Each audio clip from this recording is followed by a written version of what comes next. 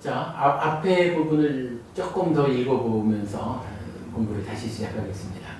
저는 기본적으로 삶의 현실에 대한 통찰의 측면에서 조언을 해주셔야 한다고 생각합니다.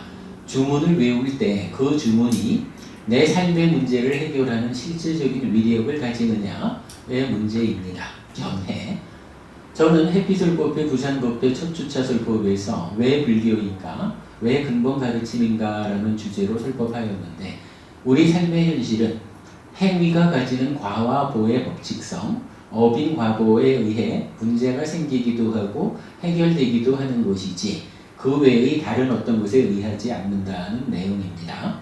이미 공부하셨겠지만 다시 한번 보시면 도움이 될 것입니다. 이 부분을 읽고 좀 전에 왜 불교인가, 왜 근본 가르침인가 라는 이야기를 했죠. 그러면서 왜 불교인가 라는 주제를 가지고 어빈과보가 과와 보의 구분되는 것, 나누어서 이해하는 과정에서 보라고 하는 것이 과거의 행위에서 생겨난 과, 물론 이거는 과와 보가 같은 순간일 수도 있기 때문에 꼭 100% 과거라고만 할 수 있는 건 아니지만, 보편적으로 볼 때 과거 행위의 결과인 과하고 지금 혼자 사는 게 아니라 욕계 중생인 인간으로의 다양한 관계 가운데서 살기 때문에 그 관계에 수반되는 다양한 조건들, 이 위에서 내가 지금 어떠한 행위를 하느냐라는 세 가지의 조건 관계를 본 거죠. 그 가운데에 행위라고 하는 이 삶의 문제에 대해서 그 원인 조건을 말하는 네 가지의 가르침 중에 불교를 선택해야 하는 이유를 이제 금방 이렇게 설명을 해본 거죠. 왜 불교인가 그렇게 보았고요. 그 다음에 이제 그 불교를 선택했다라고 하면 불교 안에서 불교도 이제 2600년의 세월이 지나면서 다양한 이름으로 분화되었다, 이렇게 이제 말해야 되겠죠. 그 가운데서 왜 근본 가르침이냐 하는 것은 우리가 이렇게 알아보았던 거지요. 종교라고 말할 때 이제 타력 종교,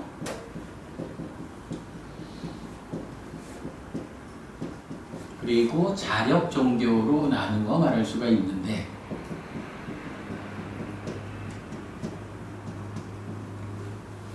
타력이라고 할 때 이 타력이라는 말, 특히 타라고 하는 요 말의 의미는 신이라는 이야기가 되는 거죠.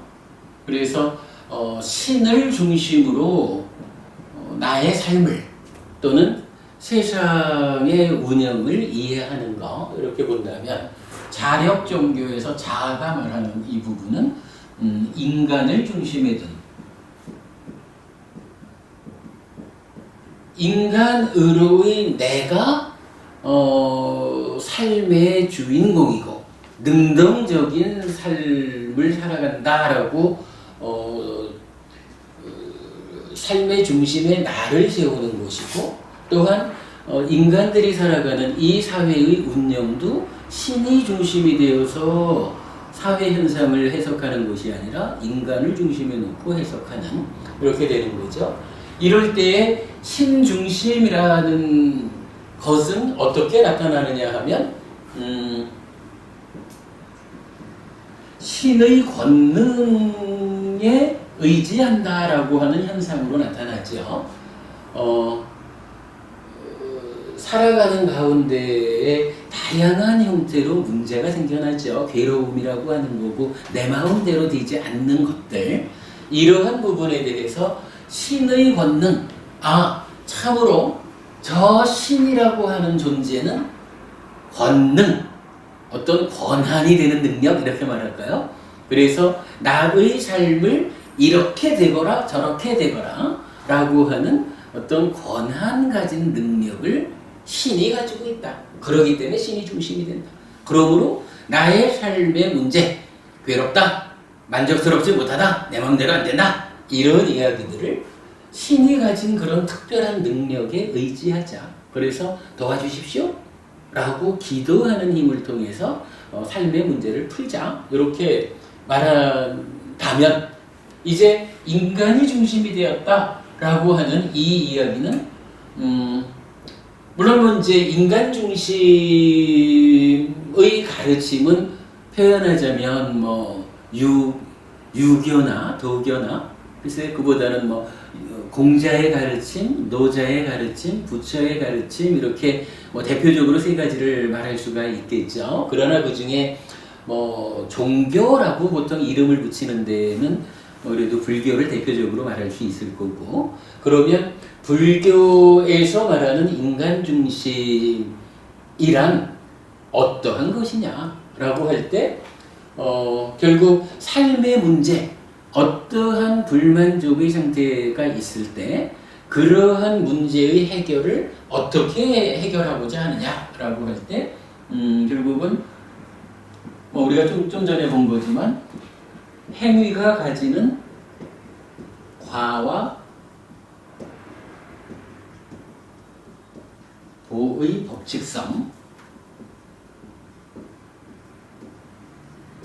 법칙성에 의지한다. 뭐 이렇게 보아야 되겠죠. 뭐 여기서 이제 그 과와 보, 요거를 그냥 과보 이렇게 표현하지 않는 게 그 과와 보가 지난 시간에 보았지만은 분명히 의미하는 바가 다르다.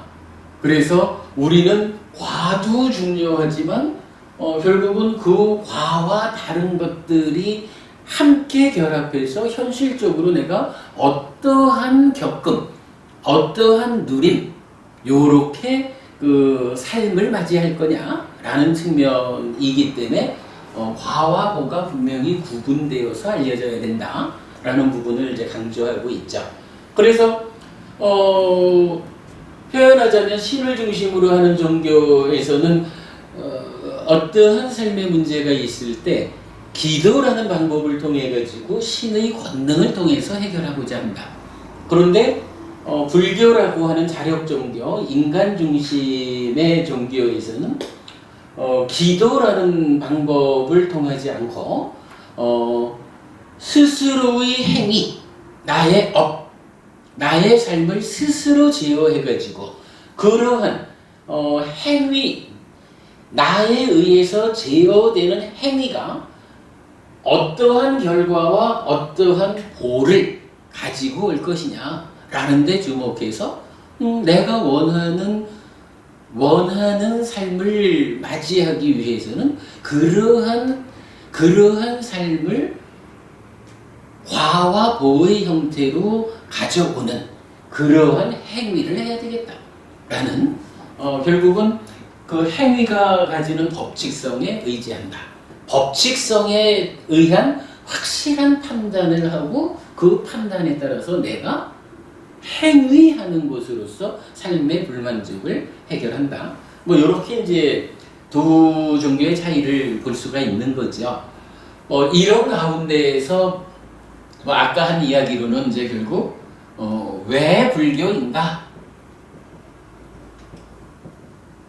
왜 불교이냐라고 하는 데 대한 답변을 결국은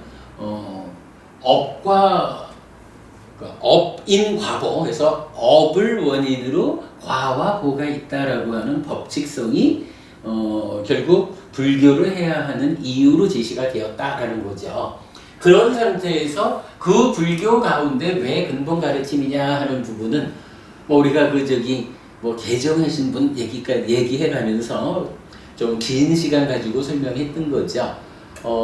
불교가 그러니까 왜 불교이냐라고 물을 때 바로 행위가 가지는 과와 보의 법칙성에 의지해서 내 삶을 향상하자라는 것이 불교인데도 불구하고 현실적으로 한국 불교에서는 표면으로는 자력 종교인 불교를 표방하지만 내면으로는 뭐 신의 권능에 의지하는. 근데 요게 이제 오늘 주제로 나왔던 거로 치면 꼭 신이라고 하는 어떤 인격적인 존재 외에 뭐 주문이라든가 뭐 어떤 이제 방법들이 있겠죠. 그래서 그 신비한 어떤 효력이 담보되는 그러한 쪽으로 의지하는 불교가 사실은 이제 지금 한국 불교에서도 대세를 차지하고 있는 거죠. 이럴 때에 어떤 것이 우리 삶의 현실이냐, 어떤 것이 부작용 없이 삶의 문제를 해결하는 완전한 방법이냐, 최선의 방법이냐, 이런 부분을 자세히 부처님 가르침에 의해서 들여다본다면 참으로 행위가 가지는 과와 보의 법칙성에 의지하는 근본 가르침이야말로 우리가 선택해서 삶의 기준으로 삼아야 할 공부다 라는 부분을 좀 긴 시간 들여서 제가 설명을 해드렸었죠. 요거 뭐 여러분 시간 나시는 대로 요 주제를 가지고 부산법회 첫주자법회에서 제가 좀 잘 설명을 해 놓았거든요. 그 부분 참고하기로 하고, 그렇게 이제 이야기를 하면 왜 불교인가에 이어서 근본 가르침으로 공부의 기준을 삼아야 되는데까지도 우리가 설명한 것으로 이렇게 하고 넘어가도록 하겠습니다. 어쨌든 여러분 요 말은 우리가 꼭 기억을 하시자고요. 행위가 가지는 과와 보의 법칙성이 부처님이 알려주신 내 삶의 모든 문제를 해결하는 부작용이 없는 가장 확실한 방법이다. 그러므로 나는 어떠한 경우든지 삶을 바르게 제어하는, 행위를 바르게 제어하는 일을 통해서 삶의 향상을 결과맺겠다. 요게 그 근본 가르침에 의해서 불교 공부를 하는, 근본 가르침에 의해서 참으로 부처님을 변형 없이 만나서 스승으로 삼아서 내 삶을 향상해가는 테라와다 불자 이렇게 말할 수도 있을 거고요. 하여간 부처님 제자로서 우리가 해야 하는 그 기준이 되는 일이다 이렇게 보면 되겠죠. 그 다음에 이제 이어서 이렇게 표현을 했어요. 그러나 지금 만나지는 현실은 행위가 가지는 과와 보의 법칙성, 업인 과보에만 따른다고 할 수는 없을 것입니다.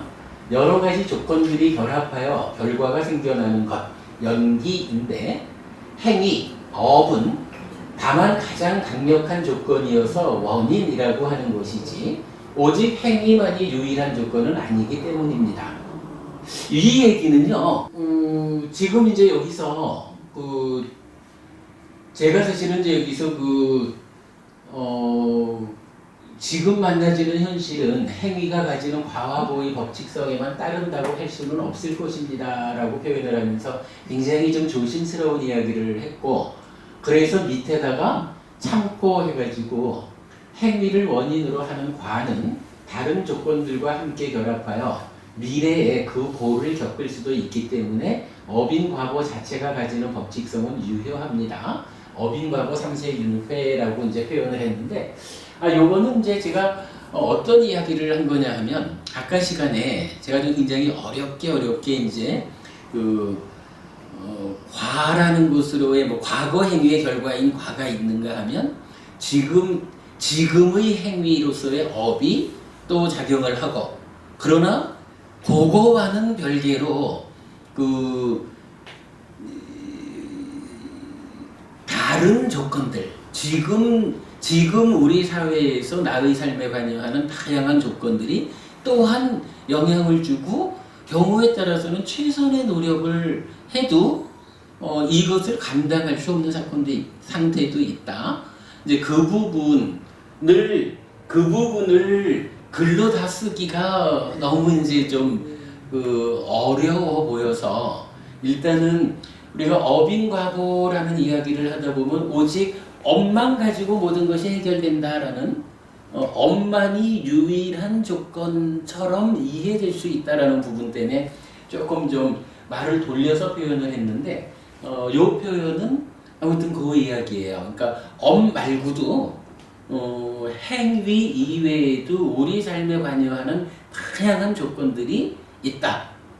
그 다양한 조건들도 내 삶에서 어떠한 그 고와 락을 만날 것이냐 하는데 작용을 조건으로 작용한다라는 것을 이제 말하기 위해서 말을 조금 돌려서 쓴 거예요. 그러나 그렇다고 그래가지고 그렇다면 어빙과보라고 하는 이게 어빙과보 3세 윤회라는 것이 맞는 말이 아니지 않느냐 이렇게 문제 제기를 할 수 있기 때문에 요거는 그런 내용 그 과와 보의 좀 상세하고 복잡한 이야기를 포함하고 있어서 이렇게 표현을 했지만 그러한 내용을 다 이해하는 걸로 보면 어빙과보 3세 윤회에는 예외가 없다라는 측면을 이제 그렇게 정리를 해놓은 거예요.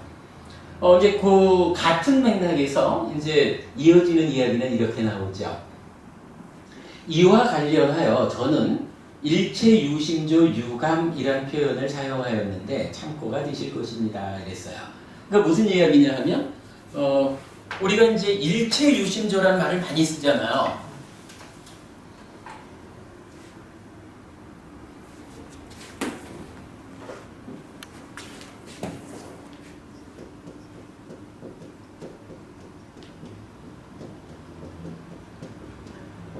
일체 유심조면 무슨 말이죠? 이게 일체를 그 모든 것을 오직 마음이 만든다 이거잖아요. 표현하자면 그렇다고 이게 뭐 저기 한 일광년쯤 떨어져 있는 거기에 있는 별도 마음이 만들어 뭐 이런 얘기를 하는 건 아니겠죠. 내가 살아가는 데 있어서 내 삶에 뭐 괴로울 것인지 행복할 것인지 어떠한지 내 삶의 이야기를 하면서 그거 다 마음이 이걸 찢다를 번역한 건지는 잘 모르겠지만 그러니까 마음이 만드는 것이다. 이렇게 이제 이야기를 하는 건데 뭐 달리 말하면 이거겠죠. 어빈과 보니까 즉 찢다를 원인으로 하는 행위 이래 되는 거잖아요. 그러니까 요 찢다가 그러니까 업을 원인으로 과화보가 있으니까 사실은 찢다가 만드는 거예요. 요 얘기를 이렇게 이해할 수가 있는 거죠. 그런데 요 얘기는 요 말만 가지고 보면 야 그냥 내가 최선의 노력을 하면 모든 것은 다 되는 거구나. 이렇게 우리가 이해할 수 있단 말이죠.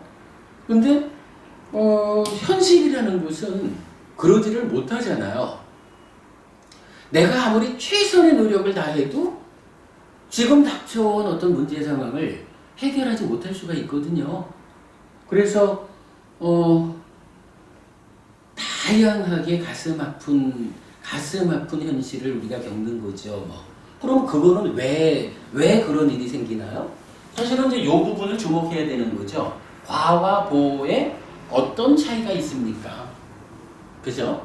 이렇게 요 차이 부분을 우리가 아까 시간에 이야기한 대로 좀 감안해서 생각을 하자면 이런 이야기를 할 수가 있을 거예요. 일체가 마음이 만든다라고 했는데 이 일체라고 하는 것이 하여간 저 멀리 떨어진 별을 마음이 만들었어 이런 이야기가 아니라면 아마도 이 일체라고 하는 것이 현재 내가 겪어야 하는 거 그러니까 현재 나의 삶 요 얘기로 보아야 되겠죠. 그러면 요 현재 나의 삶이라고 하는 것은 마음이 만드는 것이야. 요런 이야기로 이해할 수 있을 거예요. 그죠? 요것 때문에 사실은 아까 제가 거의 마무리해가지고 조금 멋있는 결론 하나를 만들었었죠. 일체유심조라고 하면 현재를 누가 만들어? 라고 하면 그러니까 현재를 결정짓는 것은 무엇이야? 라고 할 때 아마도 현재는 현재가 결정합니다. 이런 의미가 될 거예요. 상황이 어찌 됐든 간에 일단 내가 지금 지금 어떠한 행위를 하느냐, 어떠한 마음으로 어떻게 이 삶에 대처하느냐, 요것에 의해서 현재가 결정되는 거예요. 요렇게 말하는 것이, 그래요. 일체라고 하는 어떤 현재를 오직 마음이 만들어. 이렇게 말하는 거가 되겠죠. 그런데 아까 우리가 이 과와 보를 그 의미를 따져보니까 어땠어요? 현재라는 것은 요 얘기였죠.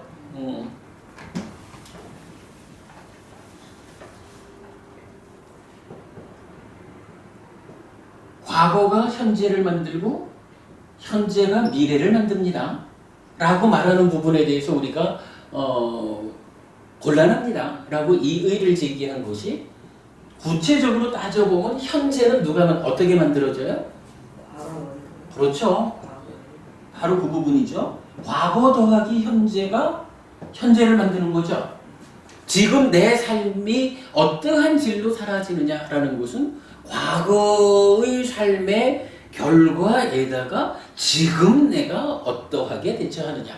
그런데 여기에서 이 현재라는 것은 다시 두 개로 나눠서, 하나는 현재 가진 조건이라는 것과 행위라고 하는 두 가지로, 그래서 세 가지로 우리가 본 거죠. 그러나 어쨌든 현재라고 하는 것은 과거 더하기 현재, 이렇게 보는 데 대해서 우리가 공감할 수 있었잖아요. 그러면 이제 일체 유심조라는 말을 이런 식으로 좀 해석을 해보면, 어떤 사람들은 과거가 현재를 만든다라고 해가지고 어떤 결정론적인, 숙명론적인 오류를 범한다라고 하면, 일체 유심조는 표현하기에 따라서는 현재가 현재를 만든다라고 하는 또 다른 어떤 좀 극단적인 접근일 수 있다라고 하는 거죠. 그렇다면 어떻게 되나요? 우리가 이제 인과 연이라는 표현을 쓰잖아요. 네.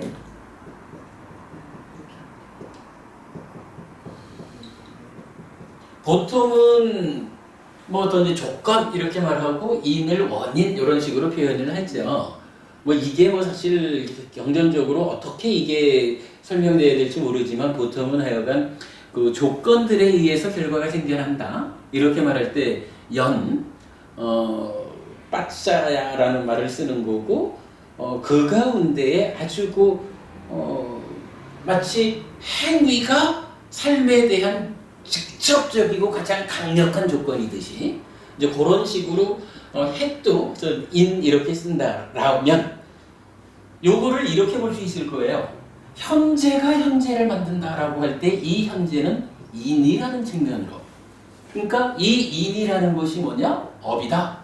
지금의 업이다. 현재의 업. 이렇게 이제 볼 수가 있을 거거든요. 그런가 하면 과거가 현재를 만든다라고 하는 어떤 결정, 숙명 이런 측면에서 말하는 거, 요 부분은 뭐예요? 과거라고 하는 것은 사실은 인연이라는 부분 쪽에서 볼 때 인이라고 할 수 없잖아요. 그러니까 연을 가지고 연에 치우쳐 가지고 현재를 해석하는 게 되잖아요. 그러면 과거가 현재를 만듭니다라고 하는 이런 주장이 연에 치우친 주장이라면, 그래서 이거는 지금 이 순간 나의 행위가 어떠하느냐라고 하는 인이라고 하는 요소를 배제하고 말한 거라면, 그래서 부처님은 사실 전생의 업이라고 하는 거 삼종 외도로 분류하는 거죠. 그런가 하면 일체 유심조라고 말할 때는 현재라고 하는 인명 가운데 인이라고 하는 쪽에 치우쳐가지고, 그러니까 과거도 연이지만 현재 가운데도 조건이라는 것이 또 있잖아요. 근데 그거를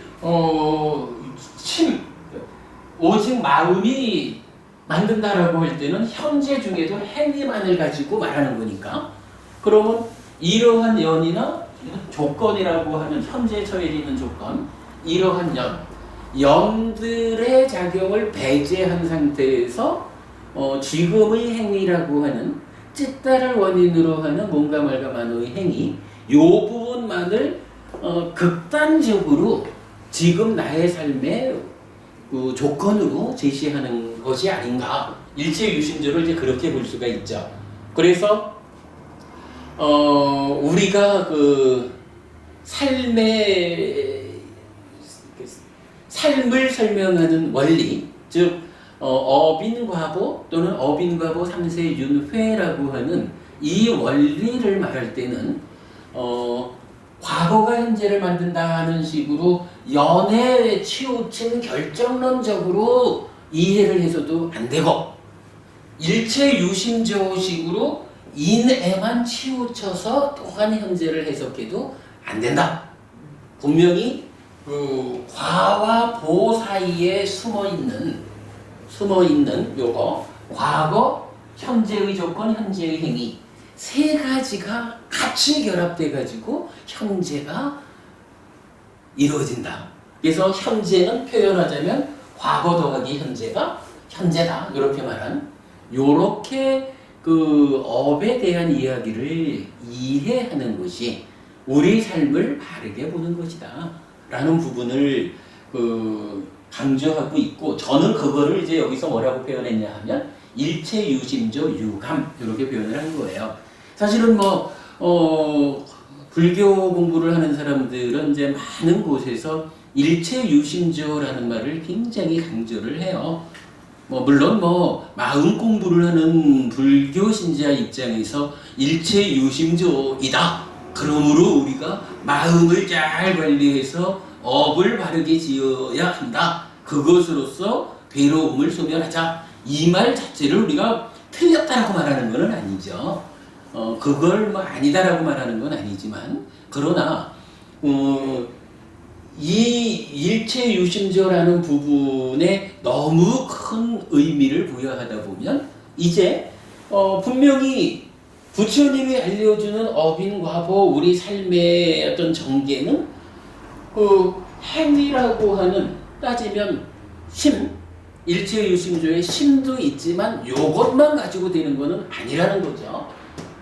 지금 현재의 다양한 다른 조건들도 개입을 하고, 과거에 지어놓은 행위의 결과, 그러니까 과도 개입을 하고, 이 세 가지가 어떻게 결합하느냐에 따라서 지금, 그러니까 현재가 결정이 되는 것이다 라고 하는 요 삶에 대한 시각은 필요한 거죠. 그리고 이것이 일상적인, 그러니까 일반적인 경우, 그러니까 특별한 상황들을, 그러니까 특별한 상황이 발생하지 않은 일반적인 경우에는 이 세 가지 중에서 업이라고 하는 것이 현재를 결정하는 가장 강력한 거죠.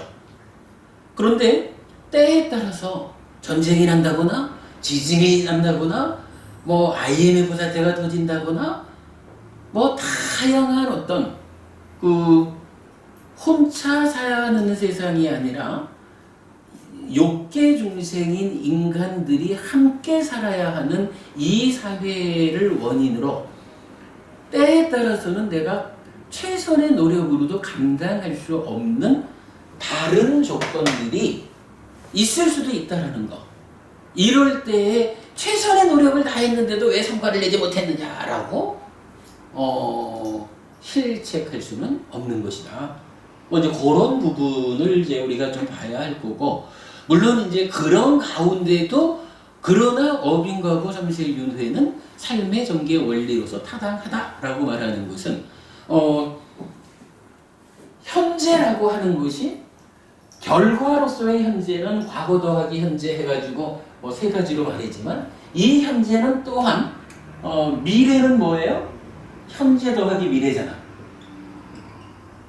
그죠? 그러니까 이 현재는 여기서 이제 요 현재가 되겠지. 요 현재는 또한 미래를 결정짓는 조건으로 참여를 하기 때문에 지금은 다른 조건 때문에 감당할 수 없는, 오직 마음이 최고의 조건으로서의 역할을 못할 수는 있지만, 그러나 그럼에도 불구하고 이 현재의 행위가 미래에 다시 조건으로 참여하는 그 부분까지를 우리가 이 과와 보라고 하는 측면에서 이해를 하게 되면 참으로 업인 과보 삼수의 윤회는 타당한 우리 삶의 전개 원리다. 이렇게 이제 이해를 할 수 있겠죠. 아무튼 그래서 오늘 한 가지 멋있는 표현은 요거예요. 현재는 과거가 현재를 만드는 게 아니라 과거 더하기 현재가 현재다 라고 하는 이런 부분에 대해서 우리가 이해한 거로 하고, 그 부분을 일체 유심조가 아주 훌륭한 가르침이기는 하지만 이것이 현재라고 하는 측면에서 모든 것을 설명해 주지는 않는다. 오직 인과 연이라고 하는 두 가지 측면에서 연에만 치우쳐서 결정론, 숙명론에 떨어져서도 안 되지만 너무 인에만 치우쳐가지고 조건적인 측면을 간과해서도 우리 삶이 현실적으로 혼자 사는 세상이 아니다라는 이 현실의 문제 때문에 인에만 치우쳐서 사는 것도 현명하다 하기는 어렵다. 요거 사실 좀 잘못 진행이 되면 어설픈 도인육내로 갈 수가 있는 거죠. 그래서 늘 마음을 중심으로 업을 잘 제어하는 것도 중요하지만 우리 삶을 둘러싸는 다양한 조건들을 좀 더 향상된 좋은 조건을 만들기 위해서 노력하는 것도 중요하다. 옛날에 한 번은 제가 그런 말씀 드렸죠. 자제분들을 시집장가를 보낼 때 잘 살아야 돼, 착하게 살아야 돼, 올바른 행위로, 요것도 중요하지만 그러나 기왕이면 좀 더 좋은 조건으로 시집장가 갈 수 있도록끔 조건을 잘 갖춰주는 것도 부모로서 자식을 위해서 해야 되는 일이다 라는 부분, 같은 맥락에서 우리가 본 적이 있죠. 자, 이어서 이 내용을 진인사 대과보라는 주제로 해피설법회에서 몇 번 설법하였는데, 최선의 노력을 다하여도 현재 주어져 있는 사회 환경적 조건들이 개인의 노력만에 의해 감당되지 않아서 원하는 결과를 만들지 못할 수 있다는 것을 이해해야 하는 필요성입니다. 여기에서 이제 계속 말하는 진인사 대과보라는 표현이 나타났죠. 그냥 한번 적어볼까요?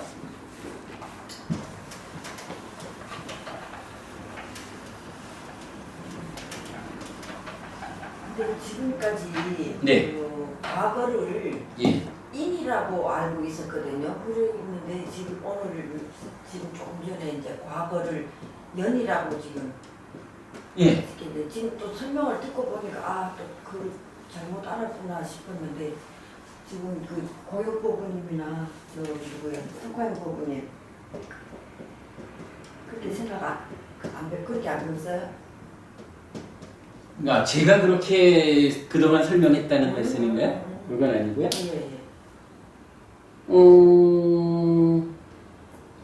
그 부분은 명확하게 정혜부부님이 어떤 지금 순간적인 착오인 것 같아요. 우리가 업인과보라고 말하면서 가장 많이 쓰는 표현이 업인과보거든. 업을 원인으로 과와보가 있다 이렇게 말하는 거거든요. 업이 원인이다라고 하는 것은 기본적으로 가장 많이 쓰는 표현이죠. 아니요. 근데 제가 말씀은 이제 3세 중에서 과거는 이제 현재를 있게 하는 인이다 이렇게 이해를 하고 있었어요. 그래서 설명도 그런 설명을 하고 이랬는데, 지금 이제 스님의 설명과 이제 부처님 말씀을 이렇게 그 이야기는 그거는 인이라는 말에 대한 의미 부여의 차이인데, 과거가 현재를 있게 하는 인이다라고 하는 것은 현재를 있게 하는 어떤 다양한 요소 중에 하나다 이런 의미로 봐야지, 지금 여기서 우리가 말하는 인연 이래서 다양한 조건으로의 그 가운데 가장 강력한 조건으로의 요 개념하고는 다른 거죠. 이제 이거는 우리가 보통 지금 말씀하신 그 표현은 많이 쓰는 표현이죠. 과거의 어떤 것들이 인이 되어가지고 그러니까 그때 인이라는 것은 우리가 보통 말하는 인자 이렇게 쓰는 말이죠. 그러니까 그거는 어떤 뭐 요소, 조건들 이런 개념이지 우리가 어빈과보에서 말하는 요런 그러니까 그 주도하는 것으로의 인 요거하고는 이제 그러니까 한문으로는 같은 인자를 쓰는 거지만 다른 개념이죠. 자, 일단 이런 이제 진인사 대과보라는 표현을 만들어 본 거예요. 우리가 이제 뭐 많이 쓰는 표현은 진인사 대천명 이러는 거죠. 사람이 할 바를 다 하고, 그러니까 최선의 행위를 다 하고 천명을 기다려라라고 하는 게 이제 한자로 구성된. 이건 뭐 유교적인 용어라 했나요? 뭐 이렇게 나오죠.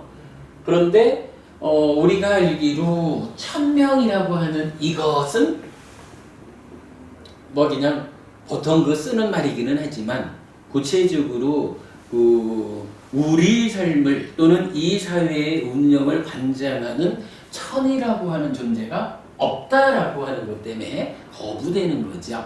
그러고 현실적으로는 이런 그 어빈과보 삼세윤회라고 하는 과와 보의 관계를 가지고 볼 때는 내가 현재 어떠한 행위를 최선을 다해서 했다고 하면 나는 다만 내가 할 바를 다 했다라는 것으로 일단은 만족해야 되겠다. 그리고 그것이 어떠한 결과를 만들어낼 건지 그것 때문에 내가 어떠한 현실적인 겪음이거나 누림을 만나게 될 건지 하는 것은 다양한 조건들이 있기 때문에 나는 오직 행위를 다 했을 뿐이지 이것이 어떻게 과거와 결합해가지고 현재를 만들어낼지 이것은 과와 보의 결합관계를 기다려야 하겠다. 뭐 이런 말로 이제 그 진인사 대 천명보다는 진인사 대 과보라는 표현을 만들어봤죠. 오늘 한 이야기가 불교적으로 우리 삶을 해석하는 가운데 뭐 다양한 문제들이 닥쳐올 때 내가 어떻게 이 상황을 이해하고 대응해야 합니까? 라고 하는 데 대한 기준이 되는 표현을 이렇게 잡아본 거죠. 그러니까 어빈과보라는 말을 조금 이제 현실적인 면을 그러니까 우리 삶의 현실적인 이야기로 좀 바꿔서 보니까 최선을 다하고는 이제 행위가 끝났다면 그 과와 보는 내가 통제하지 못할 수도 있는 다양한 조건들의 결합에 의해서 결과가 생겨날 것이다. 그 보가 생겨날 것이다. 라는 부분을 담담하게 받아들일 수 있어야 하겠다. 라는 부분을 이제 이런 표현으로 만들어 본 거죠. 자, 요거에서 우리가 옛날에 경전 몇 개를 보았는데 대표적으로 경전 2개를 본 게 있어요. 하나는 앙구타라니까야의 이유경이라는 경전인데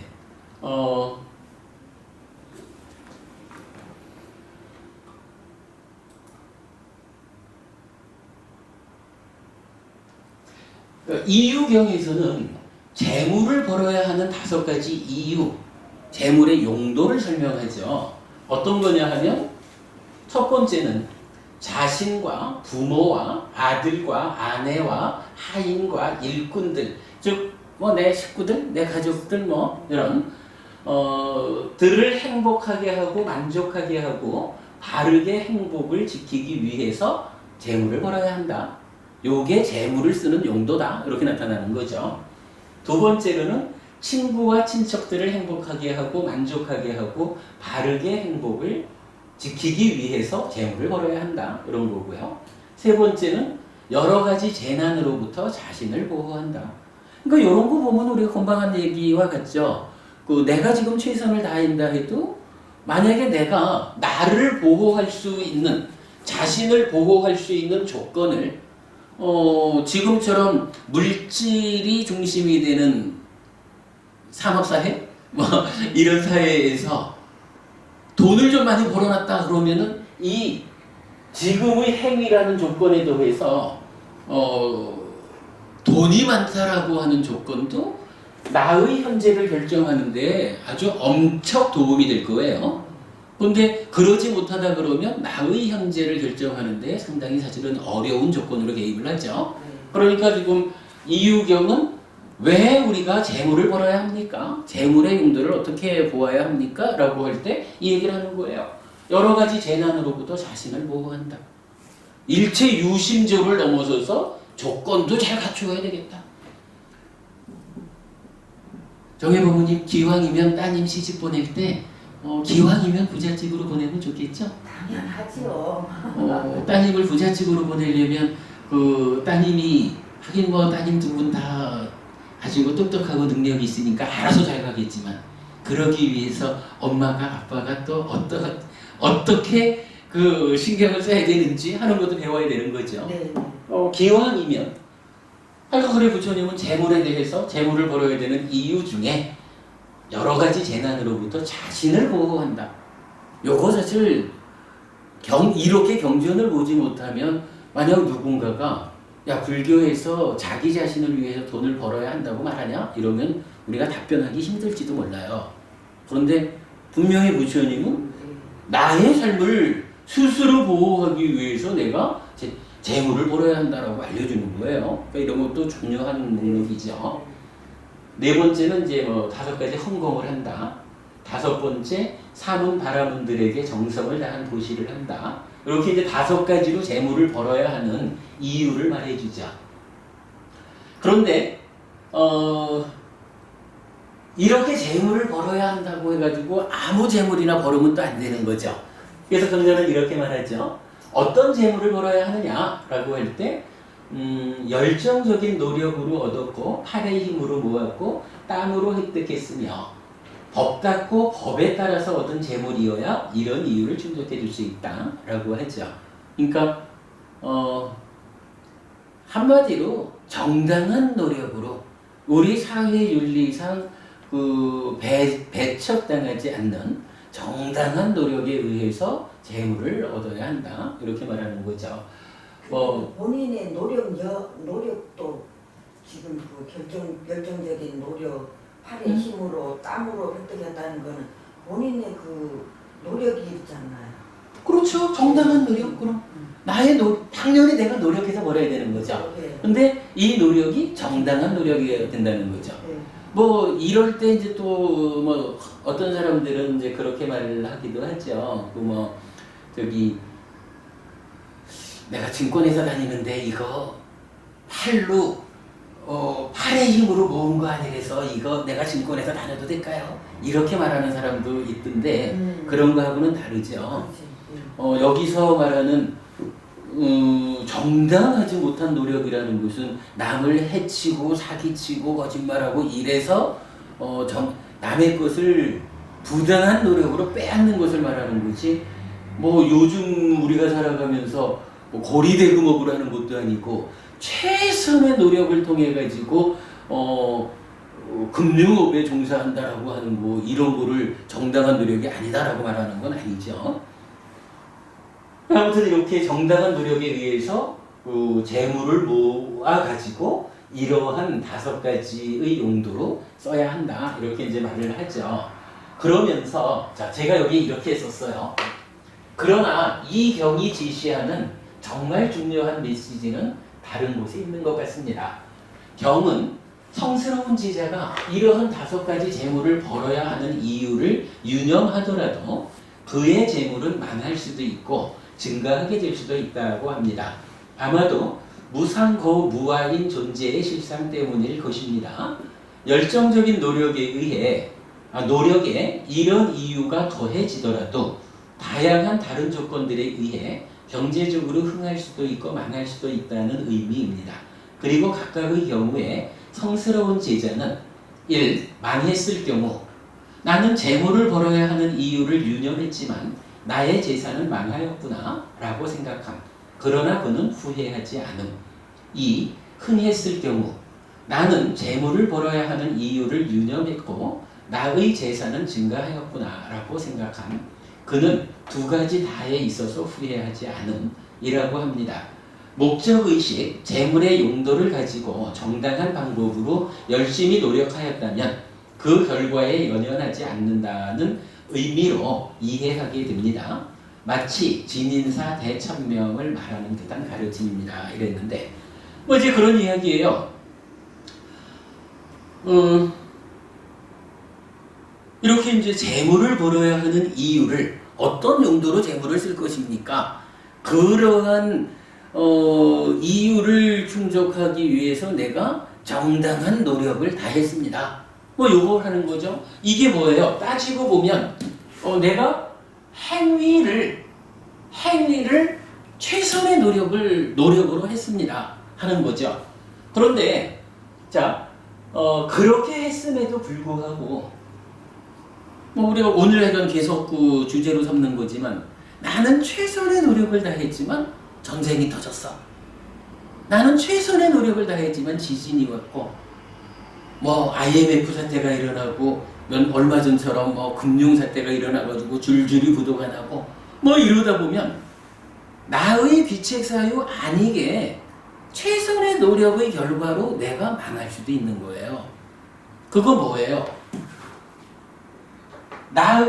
나의 행위라고 하는 현재도 있지만 그러나 현재 나를 둘러싸고 있는 다양한 조건들이 있다는 거라.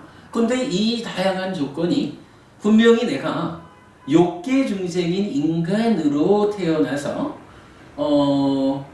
생존 경쟁 가운데에 살아가야 하는 이 현실의 문제가 있고 분명히 내가 인간으로 살아간다라고 하는 것은 모두가 다 서로를 도와주는 그러한 현실이 아닌 가운데 어떻게 하면 내가 나의 삶을 보다 낫게 유지할 것인가? 라고 해서 경쟁이 이루어지는 사회잖아요.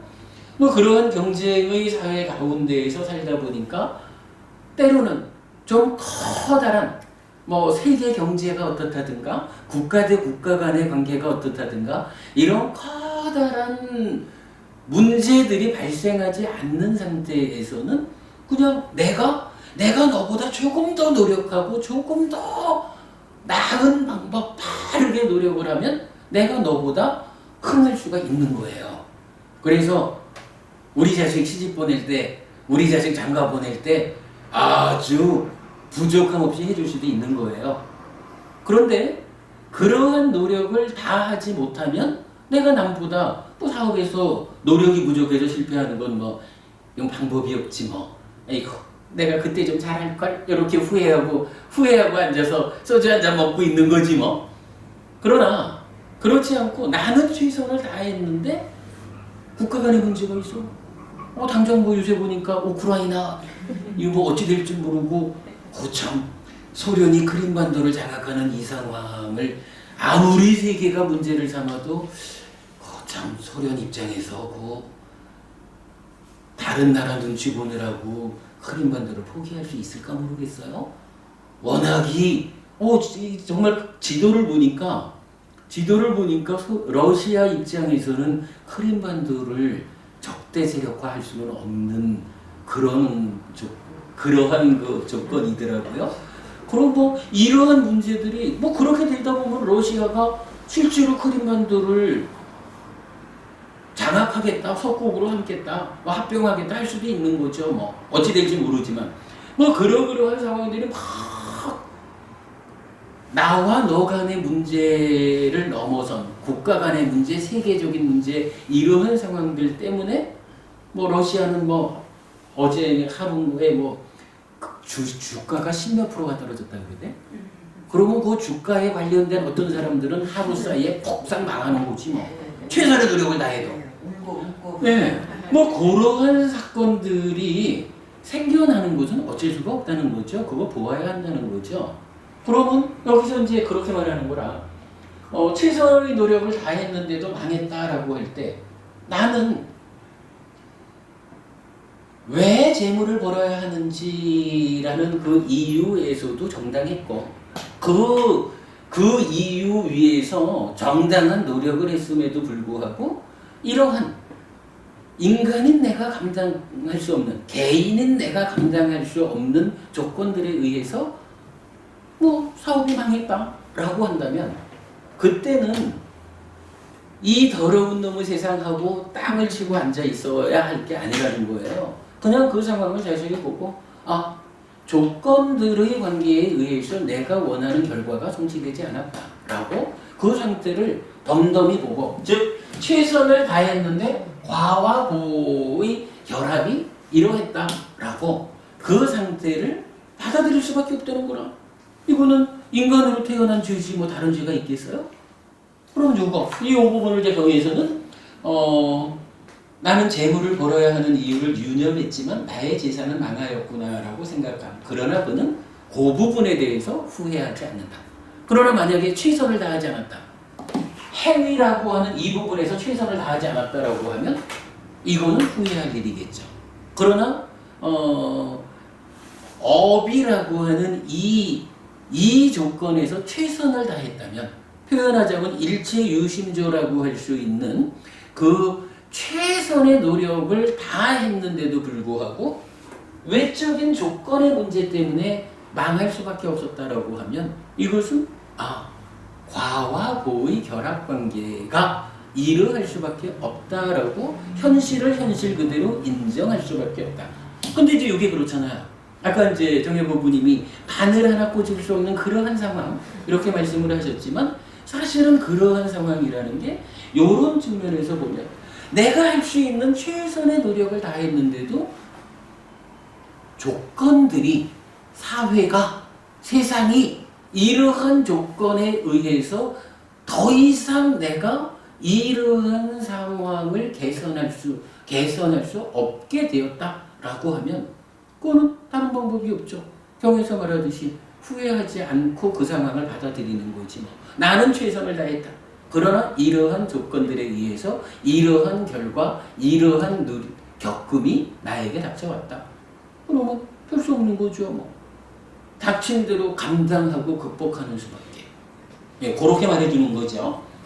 흥했을 경우에는 뭐 더 말할 게 없죠. 뭐. 두 가지 다 해서 후회하지 않는다라고 말하는데, 뭐 나의 행위도 최선이었고 조건이 나쁘지 않아서 행위한 그 결과가 현실적으로 나에게 만족을 주었다. 고맙다, 즐겁다, 뭐 이렇게 받아들이면 되는 거죠. 예, 뭐 그 부분으로 이제 그 경전을 보았고요. 그 다음에 이 이야기에서 이제 또 하나 봐야 하는 경전인 이제 원함경이라는 경전이 있어요.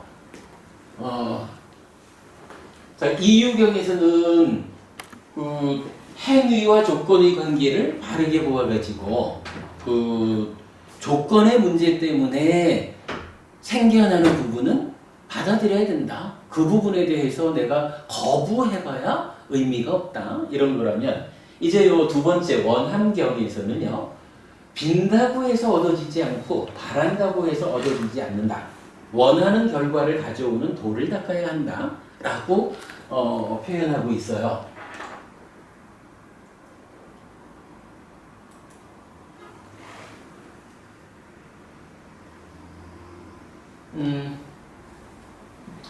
자, 이거 한번 읽어볼까요? 부처님이 급고독장자한테 이렇게 얘기를 하셔요. 장자여, 5가지 법들이 있으니 그것은 원하고 좋아하고 마음에 들지만 세상에서 얻기 어려운 것이다. 무엇이 5인가? 자, 원하고 좋아하고 마음에 들지만 세상에서 얻기 어려운 것 5가지. 수명은 원하고 좋아하고 마음에 들지만 세상에서 얻기 어려운 것이다. 아름다움은 원하고 좋아하고 마음에 들지만 세상에서 얻기 어려운 것이다. 행복은 원하고 좋아하고 마음에 들지만 세상에서 얻기 어려운 것이다. 명성은 원하고 좋아하고 마음에 들지만 세상에서 얻기 어려운 것이다. 천상은 원하고 좋아하고 마음에 들지만 세상에서 얻기 어려운 것이다. 장자여, 이러한 5가지 법들이 있으니 그것은 원하고 좋아하고 마음에 들지만 세상에서 얻기 어려운 것이다. 장자여, 원하고 좋아하고 마음에 들지만 세상에서 얻기 어려운 이러한 5가지 법들은, 이게 중요한 표현이죠. 빈다고 해서 얻어지지 않고 바란다고 해서 얻어지지 않는다. 장자요. 원하고 좋아하고 마음에 들지만 세상에서 얻기 어려운 이러한 5가지 법들이 만일 빈다고 해서 얻어지고 바란다고 해서 얻어진다면 이 세상에서 누가 무엇 때문에 단축시키려 하겠는가? 즉 누가 일부러 일찍 죽으려고 하겠는가? 이런 이야기예요.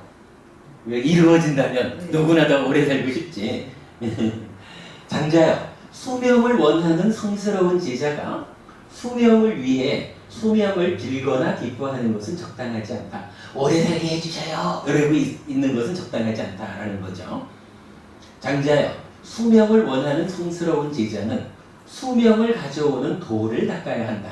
그가 수명을 가져오는 도를 닦을 때 수명을 얻게 된다. 이렇게 해서 그는 천상이나 인간의 수명을 얻는다. 여기에서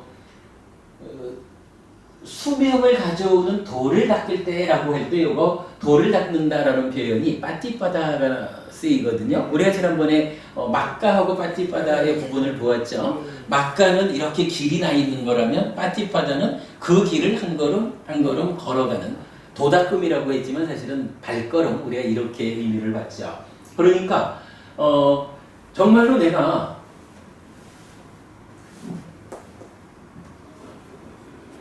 오래 살고 싶으면 사실 우리 주변에 보면은 어떻게 하고 오래 사는지는 대략 많이 알려져 있죠. 그 오래 살기 위해서 알려진 그 길을 내가 직접 걸어가야 정말로 운동도 많이 하고 식사도 조절하고 뭐 술 담배 내려놓고 뭐 다양한 건강을 유지해서 오래 살기 위한 방법들은 제시가 되어 있죠. 그런데 다만 우리가 그렇게 잘 살아가지 않고 오래 살기 위해서 제시된 길을 걸어가지 않고는 나는 오래 살고 싶어, 건강하게 오래 살아야지, 이렇게 빌구만 앉아 있어서는 이루어지지 않는다. 이렇게 말하는 거죠. 동일한 내용이 아름다움을 원하는, 행복을 원하는, 명성을 원하는, 천상을 원하는 요거에 대해서 이제 반복되어 나와요. 그러면 이제 요 경우에서는 일단 어떠한 것이든지 내가 원하는 현재, 원하는 삶을 맞이하고 싶으면 어떻게 해야 된다고요?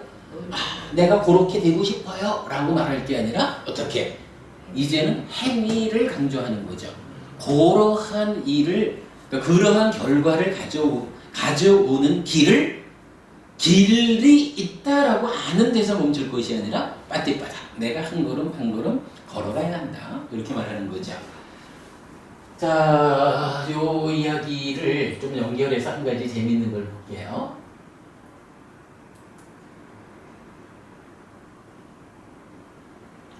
요거는 제가 소원이 있으세요라는 주제로 설법한 건데, 부미자의 경이라는 경전에서 보면 이런 이야기가 나와요. 요거 우선 한번 수업법으로 썼던 거 읽어볼게요. 소원이 있다면 소원이 이루어지기에 합당한 조건 관계를 보아서 그 조건을 제공하는 삶을 살 때 소원은 이루어질 것입니다. 마찬가지로 삶의 향상을 원한다면 삶의 향상을 위한 조건인 팔정도를 실천하는 삶을 통해 삶은 향상할 것입니다. 마치 서울을 가려고 하는 사람이 서울 가는 길을 열심히 걸어가면 서울에 닿을 수 있는 것과 같습니다. 그렇습니다. 소원이 있다면 그 소원을 성취하기 위해 출발해야 하고 그 소원이 성취될 수 있는 길에 바르게 들어서야 합니다. 그 길 위에 온갖 장애를 애써 헤치고 나아가야 합니다. 그러면 닿을 수 있습니다. 소원이 성취되는 것입니다. 이랬는데 이런 얘기예요. 서울을 가야겠다라고 생각을 하는데 내가 서울로 가는 길을 걸어가면 이거는 서울로 가야겠다라고 소원을 세우지 않아도 서울에 닿거든요. 그런데 내가 서울을 가야 합니다라고 소원은 딱 그렇게 목적은 세워놨는데 막상 가기는 부산 가는 길을 가고 있어. 이러면 아무리 내가 열심히 소원을 세워도 정말 나는 서울을 가고 싶어요 라고 해도 내가 걸어가는 길이 서울이 아니라 부산을 향해서 가는 길을 걷고 있다면 갈 수 없다는 거예요.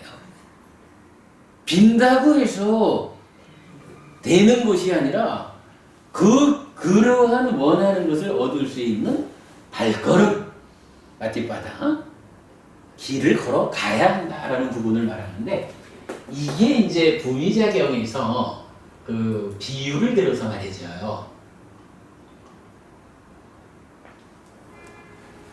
일단 과보를 얻는데, 그러니까 소원이 이루어지는데 이렇게 봐야 되겠죠. 내가 원하는 것을 얻기 위해서 이치에 맞지 않는 길 이래가지고 잘못된 견해, 잘못된 사유, 잘못된 언어, 잘못된 행위, 잘못된 생활, 잘못된 정진, 잘못된 서티, 잘못된 사마디, 이런 건 뭐예요? 8정도에 반대되는 8가지죠. 자, 이렇게 말하는 거예요. 내가 어떠한 원하는 것을 얻고자 라고 하는데, 막상 나는 8정도를 실천하는 삶을 사는 게 아니라 8정도에 반대되는 삶을 산다는 거예요.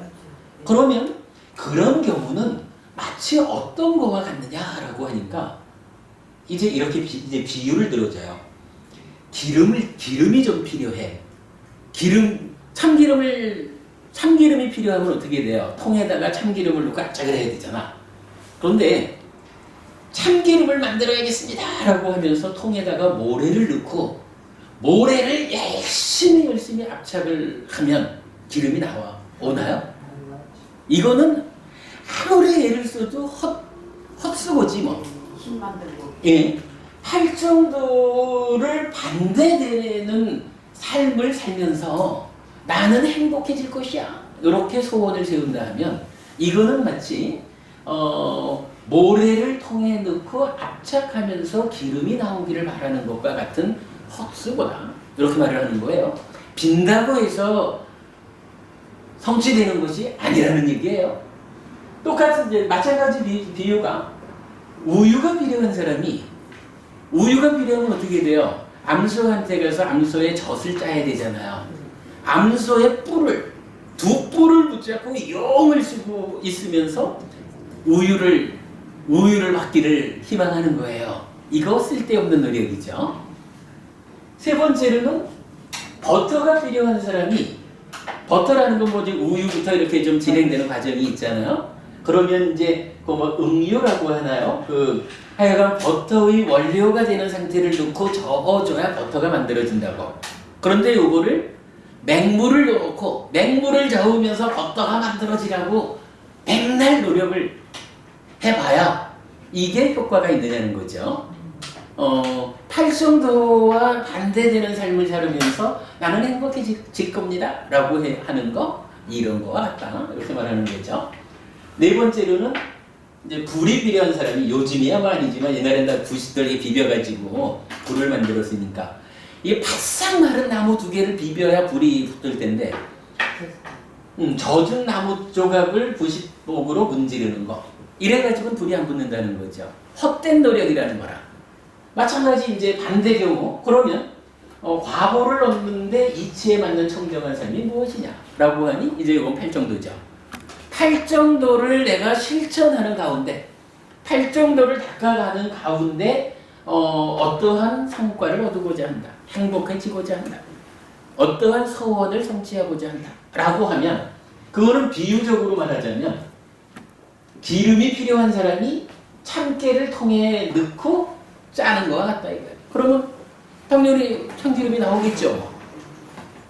마찬가지 우유가 필요한 사람이 암소의 뿔이 아니라 이제 암소의 젖통을 잡고, 네, 가셔요?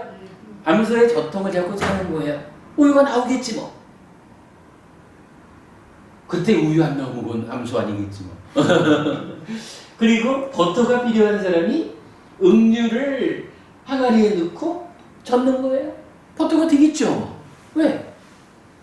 음료를 저어주면 버터가 만들어지는 곳이 이치니까. 불이 필요한 사람이 마른 나무 조각을 부싯목으로 문지르는 것과 같다. 이렇게, 자, 중요한 게요. 이제 원함경에서 약간 핵심적인 이야기를 하는 거예요. 바란다고 해서 어떠한 거든지 빈다, 이거 기도한다 이런 얘기죠. 빈다고 해서 얻어지는 거 아니고 바란다고 해서 얻어지는 거 아니다. 그것을 얻기 위해서 필요한 직접 발걸음을 떼어서 내가 가야 한다. 빠띠빠다, 도닥금 요 얘기를 해주고 있죠.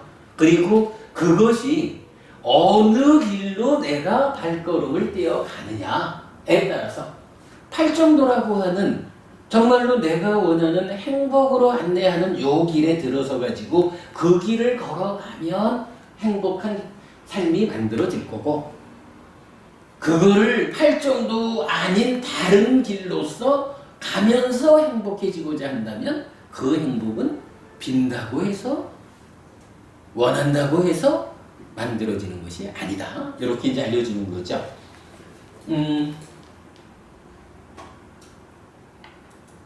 예, 오늘 제가 하고자 했던 말씀들을 너무 길게 했나 봐요. 하고자 했던 진도를 절반도 못 나갔네.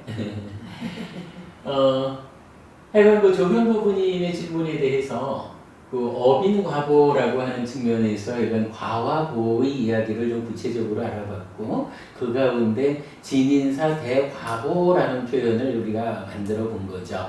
오늘 우리가 공부한 중에 좀 특별한 표현으로는 현재는 과거 더하기 현재로서 좀 만들어지는 거죠.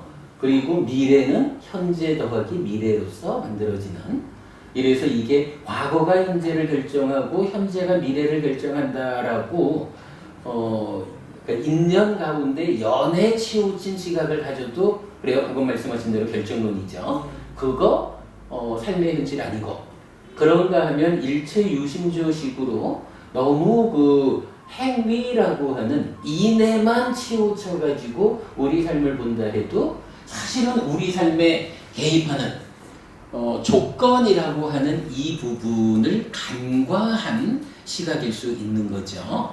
그래서 분명하게 현재는 과거 더하기 현재, 현재는 조건과 행위, 요렇게 그러니까 포괄적으로 이해를 하고 삶을 살아가는 것이 부처님이 알려주는 어빈과보 삼세윤회의 그 올바른 이해고 적용이다, 이렇게 이제 볼 수 있겠죠. 잠깐만 이제 이야기를 좀 더 할게요. 그 두 번째 질문이 뭐냐 하면, 제목이 착한 사람을 하늘이 데려가는 이유 이랬어요. 안녕하세요 해피스님, 여쭤보고 싶은 점이 있어 글을 써봅니다. 바쁘실 텐데 죄송스럽네요. 몇 달 전에 알던 사람이 죽었습니다. 이러저러한데 저는 이 죽음을 어떻게 받아들여야 할까요? 라고 하고 마지막에 가서 저는 그 사람의 죽음을 어떻게 받아들여야 할지, 그 죽음의 충격을 어떻게 대처해야 하는지 조언을 부탁드립니다 이랬는데, 표현하자면 그거예요. 착하게 살았어요. 이러저러하게 다 올바르게 사는 사람이 있는데 왜 그 사람이 죽어야 할까요? 왜 하늘은 착한 사람을 데려가야 하나요?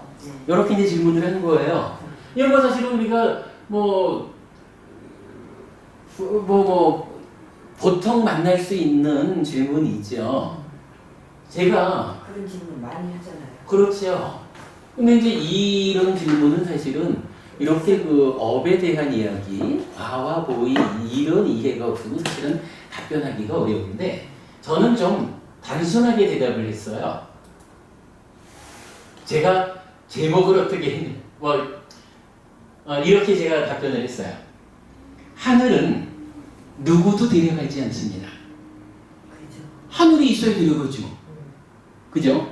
우리가 아는 거지만 우리 삶의 현실은 신이 중심이 되어서 신의 권능으로 진행되어가는 삶이 아니란 말이죠. 오직 행위가 가지는 과와 보의 법칙성에 의해서 우리 사회가 내 삶이 이어져 진행되어 가는 거잖아요.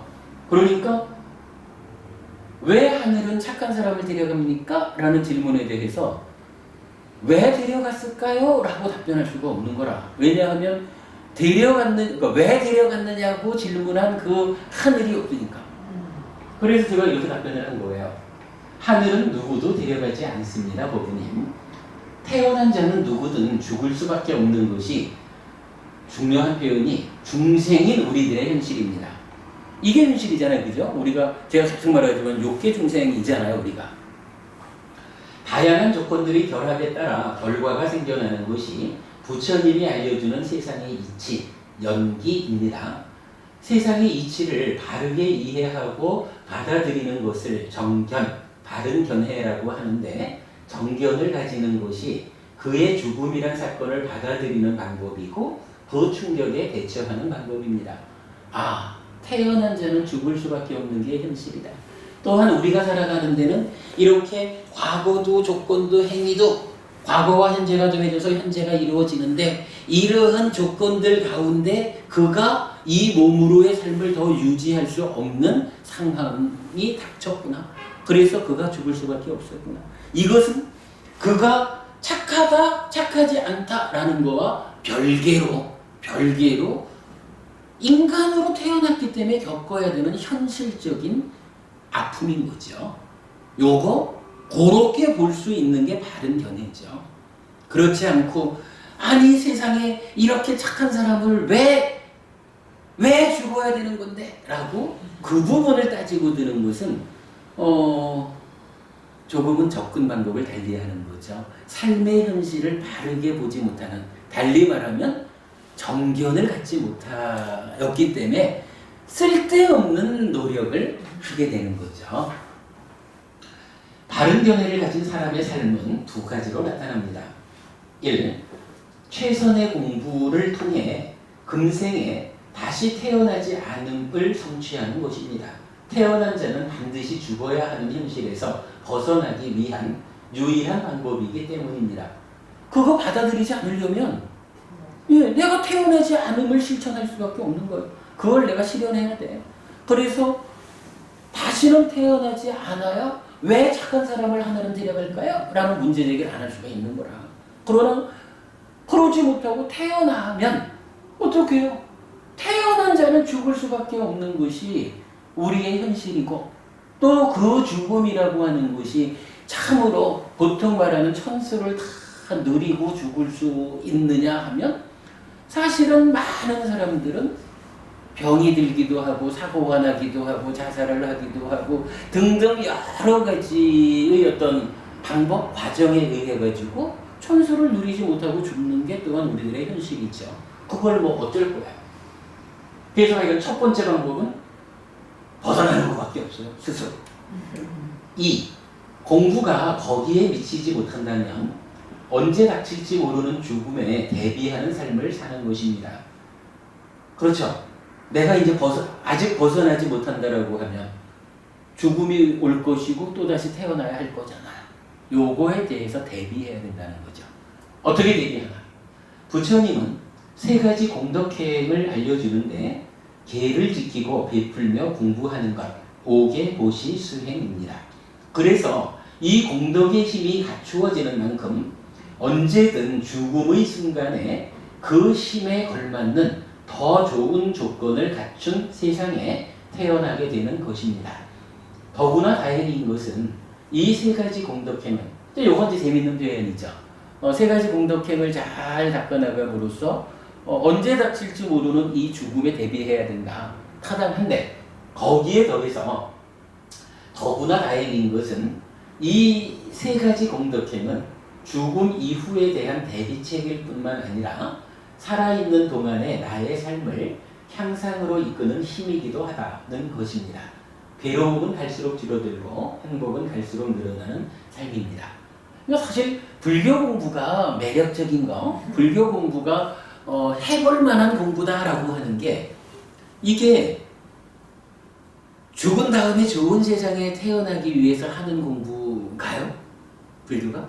아니죠. 그러면 죽은 다음에 좋은 세상에 태어나는 일을 하지 않는 공부인가요, 불교가? 그죠?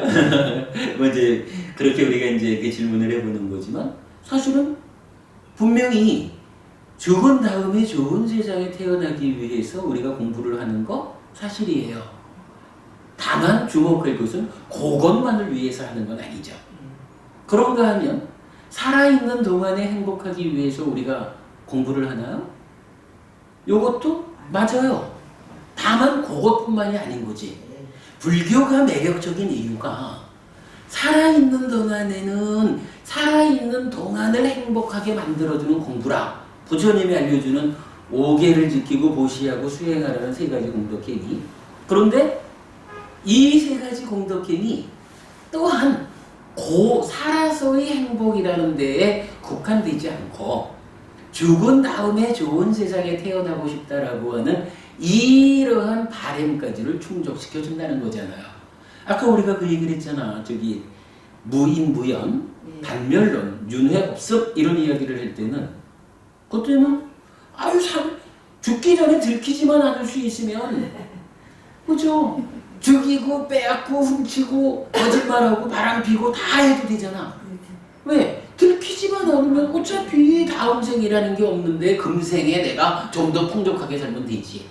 근데 문제는 이게 다음 생이라는 게 있다라는 요게 문제잖아. 그러니까 우리가 이제 다음 생이 있는 줄 아는 사람은 어떻게 살아야 되냐고요. 이 현명한 사람은 분명히 금생도 살아야 되고 다음 생도 살아야 한다면 뭐 아라한테는 더 좋겠지만 그 부분 좀 보류한다면 살아서도 행복하면서 다음 생에는 더 좋은 태어남이 이어질 수 있는 그러한 방법이 있다면 그거보다 좋은 건 없죠. 근데 부처님이 알려주는 가르침이 뭐 쉽게 말해서 그래 3가지 공덕행 이러면 5계를 지키고 보시하고 수행하는 이 공덕행이라는 게 살아서 행복한 그 효과만 주는 게 아니라 또는 죽어서 좋은 세상에 태어나는 그 효과만 주는 게 아니라 2가지가 다 보태진 살아있는 동안에도 행복하고 죽은 다음에 더 좋은 삶이 이어지는 이 현재와 미래에 걸친 2가지 효과를 함께 제공하는 공부다라는 거죠.